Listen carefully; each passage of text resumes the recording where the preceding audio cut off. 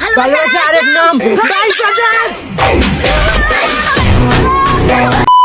আমার ছোট আম্মু আমাদের বাড়িতে এসে এমন এক ঘুম দিল যে তাকে ঘুমন্ত অবস্থায় তাদের বাড়িতে পৌঁছাতে হলো। তারপর আপা আমার জন্য আনারস কেটে আনলো আর আমি সেটাকে বাড়ি চলে আসলাম। পরের দিন সকালে আমার আব্বু বলল, আজকে তোমার জানালায় নেট লাগানো হবে যাতে তোমার মোবাইলটা চোরের হাত থেকে রক্ষা পায়। আমার মোবাইলকে এত ভালোবাসার জন্য ধন্যবাদ আব্বু। আমি প্রায় সময় রাতে জানালা খুলে ঘুমায় যাই, এতে কোনোদিন কখনো সমস্যা হয়নি। একদিন রাতে আমার কাকাদের জানালায় এক ঘটনা ঘটে, যার ফলে আজকে আমার জানালায় নেট লাগানো হচ্ছে।